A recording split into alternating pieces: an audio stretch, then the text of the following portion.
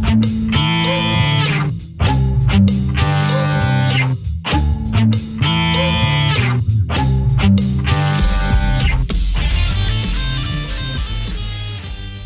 everybody, Mike McWilliams, Upstairs to the Right Music. A little bit of housekeeping first before we get started here. I'd like to announce my first live stream that I'm going to be doing on this channel coming up on the 13th of March. As we get closer to the date, I will let you know the exact time that we will be doing that. But in the meanwhile, start submitting questions to be answered on air. Any questions at all about any subject that you'd like to ask me, and please mark it on your calendar. I'll let you know exactly the time, and let's all get together and have a good time with that one. All right. I was perusing SGs. I really like my Harley Benton SG Custom, and since it was such an affordable guitar, I was thinking that down the line, at some point in the near future, of getting another Epiphone SGs, because I find that I actually like the body design and the fit and feel of these over the Les Paul standards for just everyday playing. And so I want to show you something interesting. If you remember a couple of months ago, I talked about this guitar, the Epiphone 1961, that they came out. At that time, it had a listing price of $899, which I thought was missing the mark when you consider that the Les Paul Standard 59 kit was listed originally at $799. So I thought that it was a little overpriced for an SG. SGs typically, even new, don't run. An SG standard is going to cost you anywhere around 16 to 1700, whereas a Les Paul standard will cost you now 26. There's always been a price gap between these two guitars, even in the Gibson line. So the fact that this was more expensive than their standard that they came out with was very surprising to me. Now let's look at the pricings of these. They are all over the place. This one is marked down, and let's take a look at this listing. This one is coming out of the UK.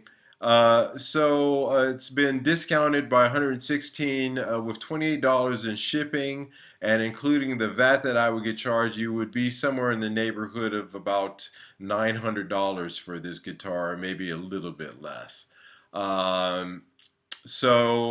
Again, bringing over here, it would be exactly right back to what its original listing price is. So that's not so bad. I mean, it's obviously in the ballpark there of what it was originally costing, which I thought was a little bit high. But let's take a look at some of these other prices. This one, for example, right here, listing at $1142. Now this is coming of the Netherlands here. So even including the VAT and the free shipping, you can see that this is way overpriced considering what you can get this for. Even looking at its retail price, it's just a little bit on the high side for these guitars. And why is this an issue? Well, because of this right here. This is the Gibson SG Tribute VCS at a listing price of 999 euros, which currently is about $1,120. Now, if you remember, if you look at this Epiphone SG Standard is $20 more than you would pay for an actual Gibson SG Tribute. So this is what I was talking about, where those low-range Gibson guitars were going to start to collide with the price increases that they were planning on doing in Epiphone. For $130 more, you can get the Gibson SG Tribute. So why would you buy the Epiphone? Well, again, you've got a mahogany body, a set-in neck mahogany neck, a laurel, and by the way, I think this is incorrect. I think this is actually a long neck tenon in this guitar. But however, we'll just go with this and say it's a set neck mahogany neck, laurel fretboard. You have Gibson 2 and 3s in here. With the SG Tribute, you've got a mahogany bed, but all tributes always have a maple neck. That's just how it is. Rosewood neck, and you've got the 490 R&T in your bridge and neck position. Soft shell case. So for $130 more, you can get yourself into a Gibson. This will hold value, obviously better than this Epiphone. That's shown by the wild swings that are going on within the pricing of this guitar. So again, with the Gibson, you get a soft shell case. You get this case right here, which is actually pretty nice. That's retailing at 138 euros. With the Epiphone 61, you get this case, which in brown. In this case, it's in black. But let's see, are there any product variations? No. Anyway, you'll get this same exact case. I actually have this case, and I have the brown version of this case. Other than the pink lining, they're exactly the same at 93 euros. So really, there's nothing happening there in terms of the case adding any kind of difference or value there. It just really comes down to whether you want the hard case or the soft case. And actually, that Gibson case is pretty nice.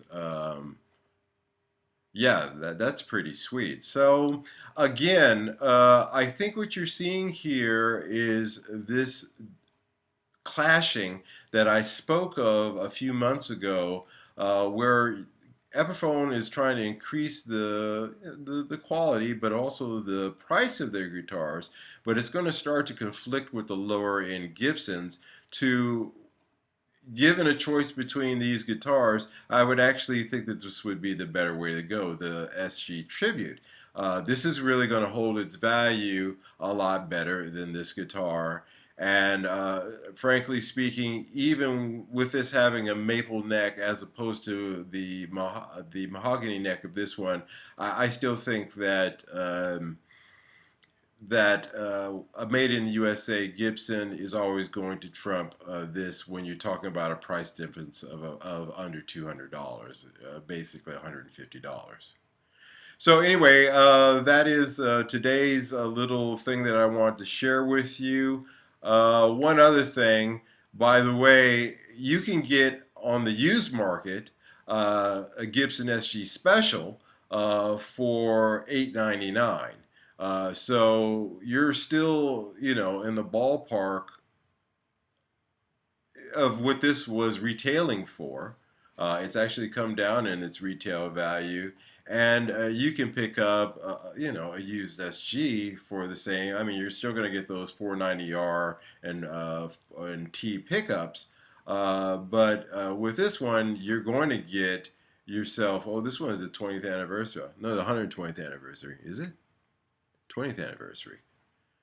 So special. You're going to get yourself a fantastic guitar here for the same kind of money that you would be spending picking up an Epiphone. So it's really just a no-brainer to me. I think that these are way overpriced.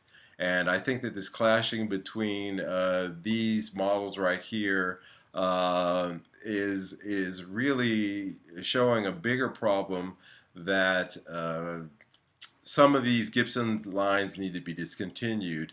Unfortunately, what that's going to do is mean, as I stated before, what it's going to turn out is that the Gibson lines that they do keep are going to they're just going to be out of the reach of most most folks, and the Epiphones are really going to cruise in that direction eventually too.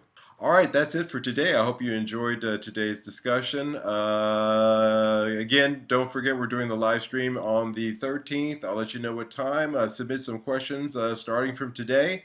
and I will read them live on air. Until then, you guys take care. Bye bye.